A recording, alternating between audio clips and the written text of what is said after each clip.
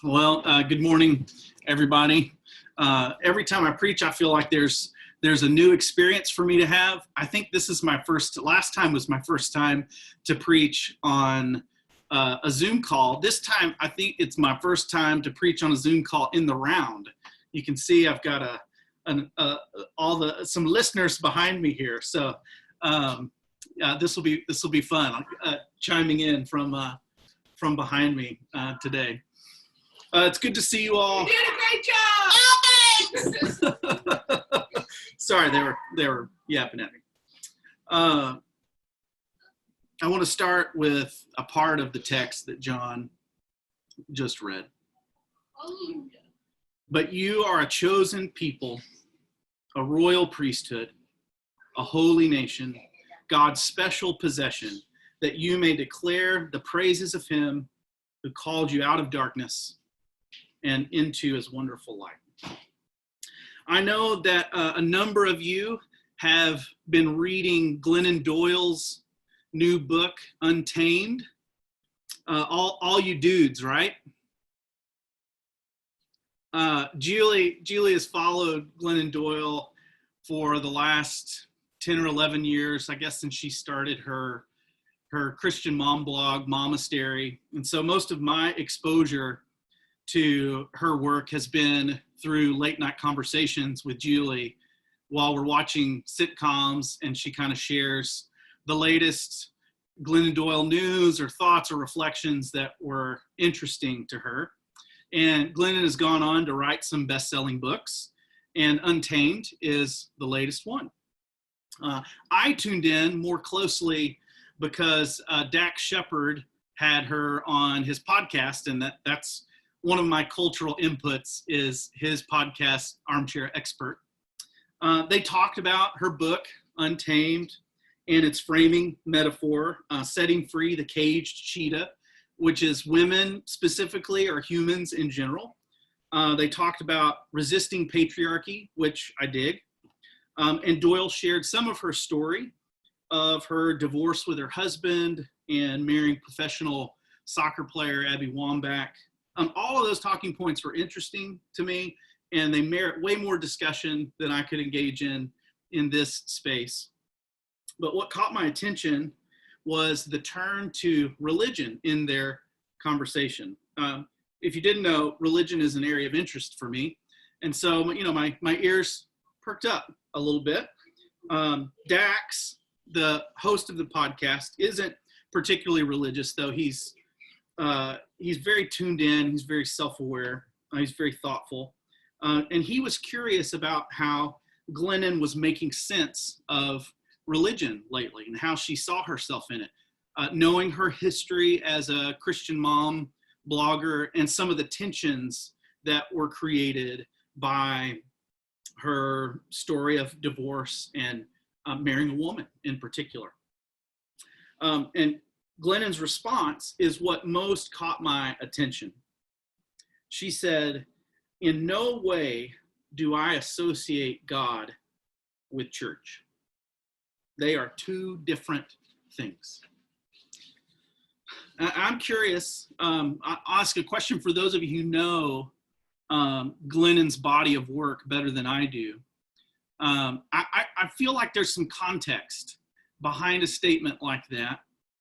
And I'm curious, what do you make of that statement? Those of you who know Glennon's work, what experience do you sense is informing that response?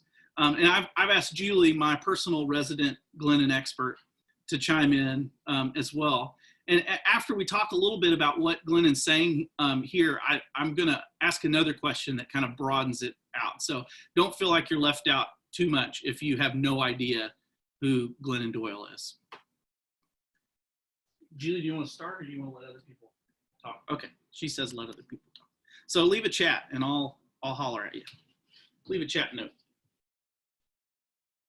What do you make of her statement? What experiences do you feel like inform when she says, "In no way do I associate God and church. They're two different things"? Jen Reese, tell us about it. So I feel like separating God and church takes a lot of work, and that it takes a lot of time, and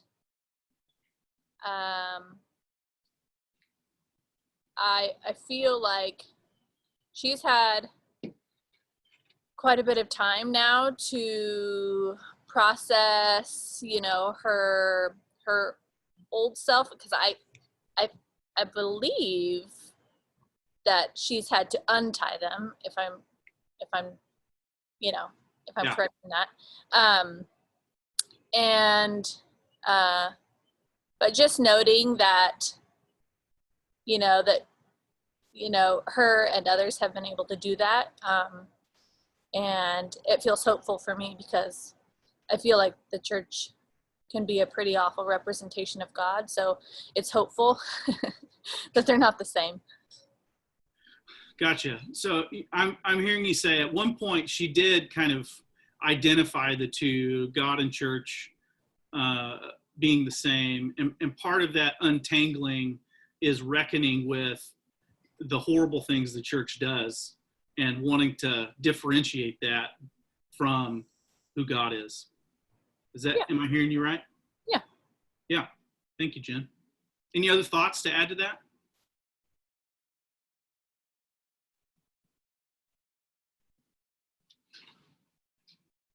Can you hear me if I just talk from back here? Probably not. Just yell. I think it's a statement just largely represented on her experience in the church. Yeah, should they keep hearing? They can't. Mm-mm. Gosh, y'all. Move. Okay, I feel like it's largely just representative of her experience with God and the church, and I think she would associate the church as a group of imperfect people who tried to hand her a definitive, an exhaustive idea of who God was, and that how those people interpreted it, they had figured it out, and that was kind of the end-all be-all. And then when her life experience didn't match up with who God was and what the church was handing her, that sort of broke them into a dichotomy for her. Gotcha. So her experience of church, the church kind of postured itself as the arbiter of all truth, the be all end all. Mm-hmm. And that started to break a little bit when she saw some disconnects.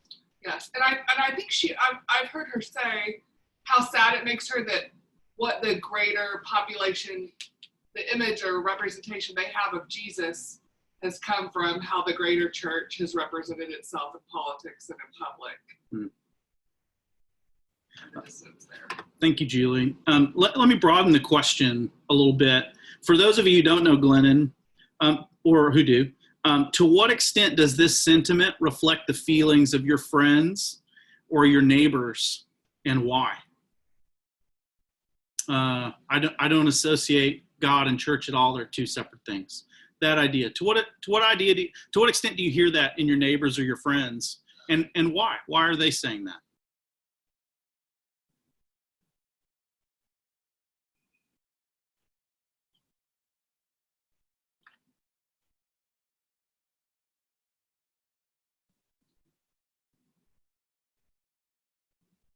Sarah Walker. Then Kara.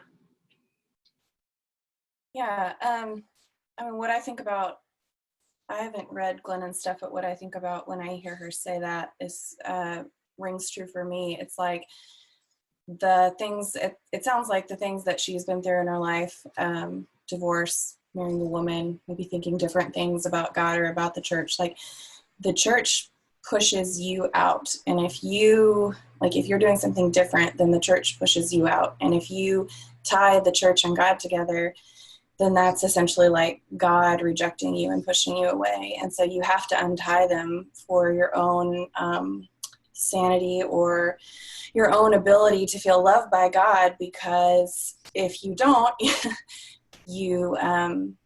you lose sight of the fact that God loves you. And I think that that's definitely what I've heard from our other friends, or like I've said this before, that Ryan and I, didn't go to church for, I guess, a period of 5 years of just kind of purposely abstaining from church. And I was able to find God in that. I mean, God is definitely there, but there's a lot of grief. And we met people along that journey who had also were abstaining from church. And we have a very good friend, and he had said, I want to be part of church, but he's gay, and the church in Ireland would not, they very, very openly would not let him be part of that. And that's just all kinds of grief for people. And so if you want to hold on to God, you have to uncouple from the church if the church rejects you, basically. Yeah, thank you for that perspective, Sarah. Kara, what do you think? And then we'll keep moving. Yeah, I'm also not familiar with the writings, but I think about immediately, my mind goes to my friends in Spain. I haven't lived there in a long time. It's been over a decade, but I've maintained some friendships with people there that I went to school with. And recently saw one of them a little less than a year ago, and the mentality of it, and it's, as you all know, Catholicism is like the primary religion there, but it's really now more with our generation. It's their parents are the Catholics, and the mentality is a postmodern kind of like, whatever, if that's what they think and that's comforting to them, that's good. And so, one of my friends that we saw last year said, yeah, I go with my mom to mass, once a month or something, because that's meaningful to her. And it's only about the tradition and the ritual rather than, and it's just completely separate, because they're really in most of my friends' minds, there really is no God to put in church or out of church anyway. And I was also remembering, if Charles baptized my ex-boyfriend many, many years ago in Storyline, Sergio, and he was from Spain. And I remember giving him a beginner's Bible because he grew up Catholic, but he had never heard of Jesus before. And he like read these stories and said, I remember being like so confused by it, because it hadn't really occurred to me like that there is a concept of an institution that's a church, but the whole concept of who God is completely outside of it. So that's where my mind went. Interesting. Thank you for sharing that. I see Gordon's name on here. I'd love to hear from you, Gordon. Oh yeah, I'll keep it quick since you're trying to move forward. But No worries. Kind of what I hear in that is like, and I have no idea of the context or anything, but maybe, church is kind of where we practice our faith, and when we all meet up and we do all the things we do together.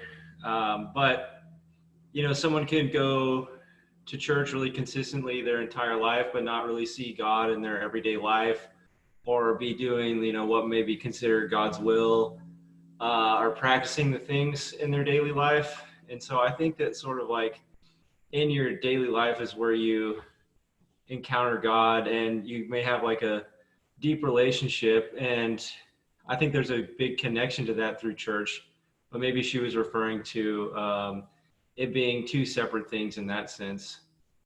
Yeah, right on. Thank you, Gordon. Glennon's comment and the extent to which it is echoed by our friends and our neighbors and even ourselves raises the question, what is the relationship between God and the church? And particularly What's this relationship in a time of crisis like we're facing with COVID-19? Especially when it's juxtaposed with Peter's comment in the second chapter of his letter that we read at the beginning. But you, the church, are a chosen people, a royal priesthood, a holy nation, God's special possession, that you may declare the praises of him who called you out of darkness into his wonderful light. Peter's language here summons the history of Israel.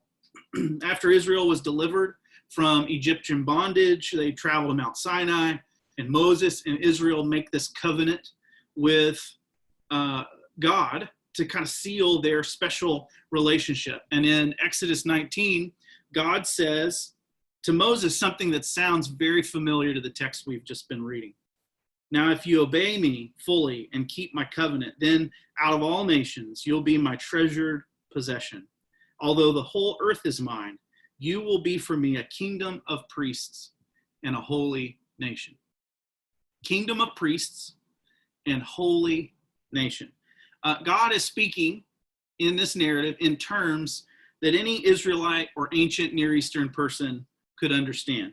In fact, one of the tribes of Israel, the Levites, had priesthood as their special vocation.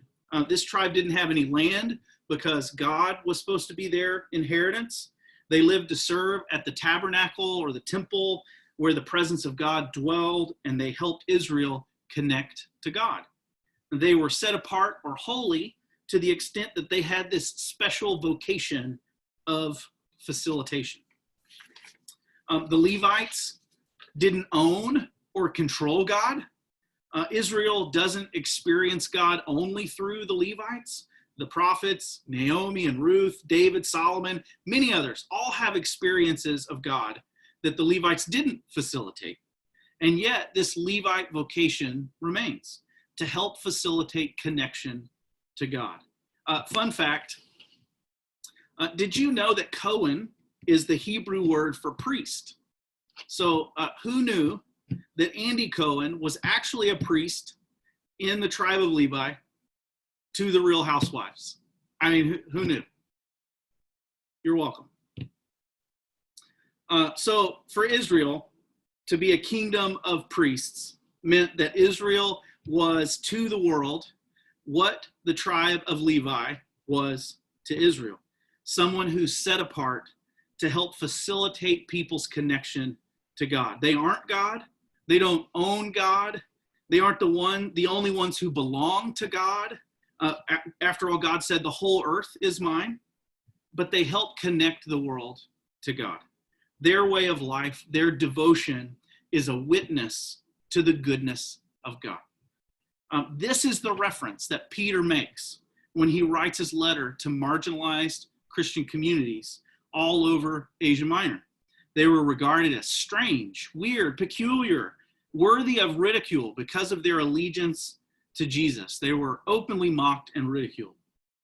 Imagine what they must have felt to hear that they were royal, to hear that they were a priesthood, a holy nation, God's special possession, to hear that they were in good company with Jesus in their rejection and suffering, because Jesus, the Lord of creation, was also rejected and suffered. Jesus is this stone that the builders reject, who ironically ends up becoming the foundation stone, the stone that all other stones in the building are set in reference to. These marginalized Christian communities were valuable to God, even though they were being rejected by their neighbors. What a boost of strength that must have been for them. Maybe you've heard the phrase priesthood of all believers. It comes right out of 1 Peter 2:9. Martin Luther made it really popular in the Reformation about 500 years ago when he used this concept to criticize the Catholic Church and the way that priests were elevated to this special class above all the other Christians, who he would call the laity. In the last century, it's been commonly used to champion every member ministry, right? As we would say, everybody gets to play. Everybody can have a ministry or serve in the church. But the imagination has specific reference to the Christian community, kind of by and for the Christian community. But I'm struck as I consider this connection to priesthood in Israel, what has often been missed. And that is that the church is called to be a priesthood to its neighbors, the way Israel was a priesthood to the world, to facilitate and help connect to God. We as the church, we have to reckon with the perspectives of the Glennon Doyles of the world, whose disassociation with God from church is a legitimate and understandable response, not only to a lot of hurt and crap dealt out by the church to its members and to its neighbors, but also to this unhealthy over-identification of church with God, church equaling God. We have to own and confess ways that the church has objectified others in the name of mission and claimed a position of privilege and power that's not consistent with the humble vocation of priesthood. We have to admit, too, that we in Storyline aren't marginalized and persecuted the way those marginal Christian communities in Asia Minor were.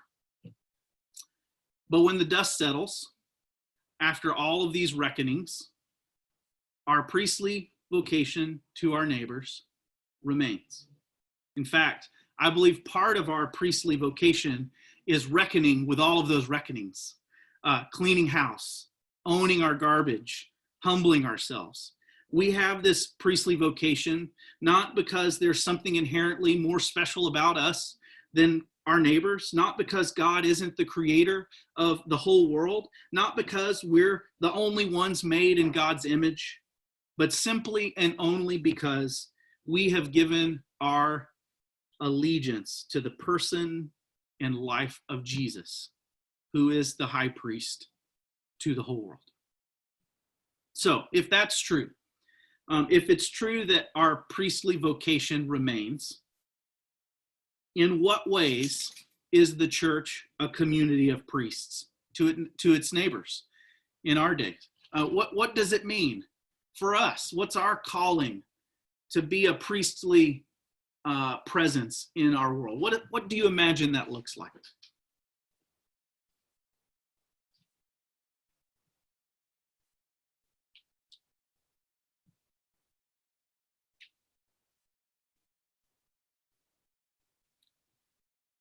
What you got, Val?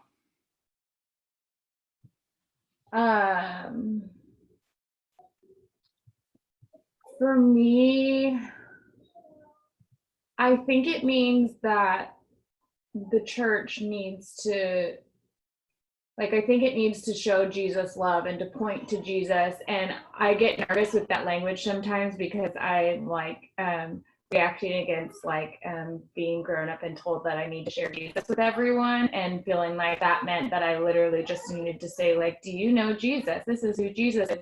And I think that, not that I think that's bad in and of itself, but I think that there are ways that the church can show Jesus love and point to Jesus without having to actually say those words. I think of the church being a place of refuge, the church being someone that helps their neighbors, that loves their neighbors, and it's not a transactional thing, but it's just because that's what Jesus would do, whether, that's helping people, feeding the hungry, being involved in working for justice. And I think, at least for me, in the tradition that I grew up, that wasn't something that the church always did in that way. I don't know. To me, it's sad to think of the church not being something that points it to Jesus, but being something that people need to leave in order to find God. And so I think we need to think about what are we doing that's causing people to not see God in us, and what can we change? Yeah, thank you, Val. Ted, what about you? Yeah, this similar to what Val was saying. When you think, when I think about what the role of a priest was in the in the Israelite religion, or even in like the Christian traditions that have a priesthood, like they mediate between people and between God. And so there's this element of reaching out to other people and doing that, but there's also this element of like administering the sacraments on behalf of others. The priests in Israel would offer the sacrifices. They would go into the Holy of Holies. They would offer the prayers. They would do the work to connect people on behalf of the people of God, or on behalf of all people. And so I think about that in terms of this, like especially in the context of people that are not part of the community, people that that are having to go out of the community to try to find God, or don't have a connection to God, that we could look for ways to be that connection to God that don't look like religion, and that we could pray on their behalf. We could offer sacrifice on their behalf. We could be there, again, very similar to what Val was saying, practically speaking. We can be there to listen. We can be there to go out and serve. We can be there to do things without the pressure of trying to make everybody else into a priest. We could just try to be that soft connection to God for them. And I don't know if I'm making a ton of sense or not, but just kind of that idea is this intermediary spot. Yeah, I really like the on behalf of line of thought. That's really fascinating to me. And I also appreciate too the, and I heard this in Val's comments, releasing some desired goal or outcome to force everybody to become a priest, right? Just serving in our vocation and releasing the outcomes. Yeah. John Oliver, what about you?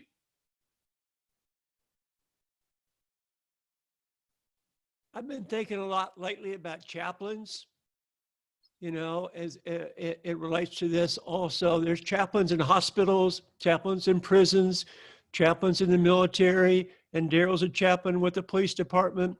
So chaplain is someone that's trained and available to help somebody if they want it right there.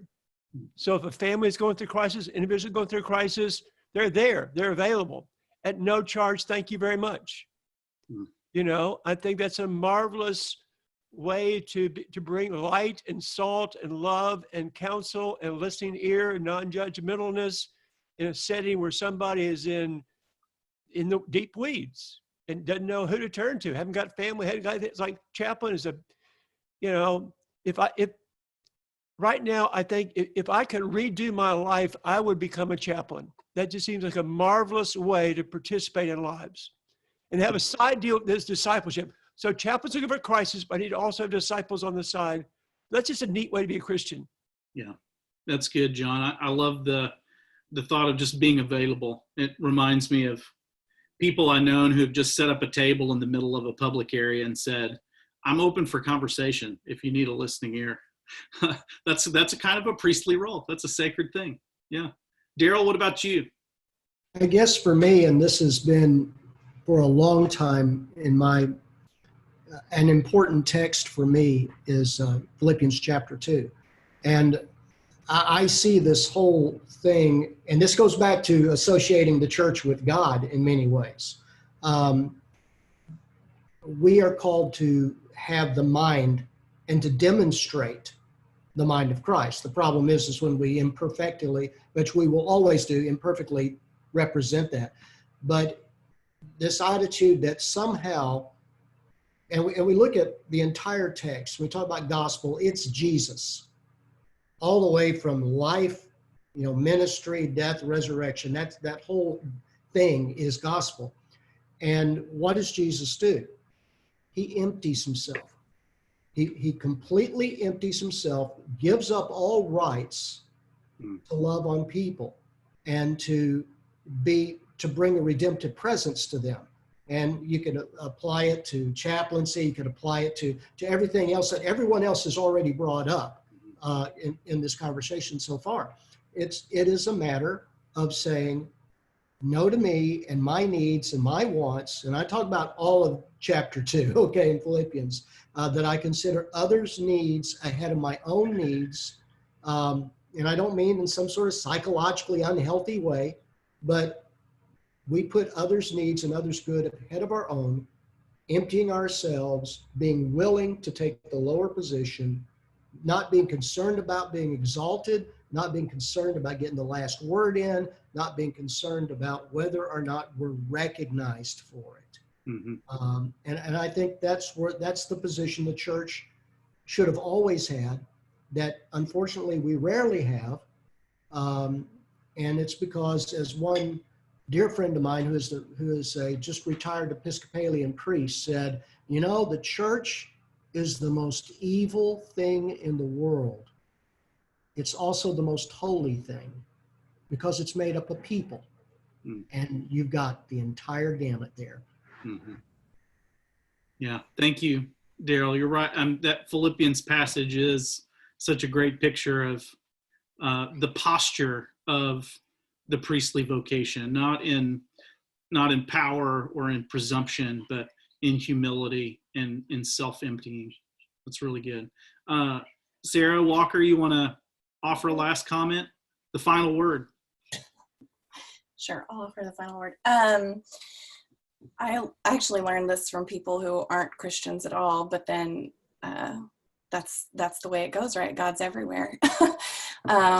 So for me, it's kind of like I see, you know, the way that we bring our peace with us, or the way that we are helping other people connect to God. The way that I do that is like by listening to them and then just mirroring back to them anything that I hear them say that sounds like a connection to God, or that sounds like an expression of God, even if they don't believe in God. So like to someone who's a Christian, I might say like, I really see God working in you in this way. I really see God's expression of creativity in the way that you like to sing or you like to talk.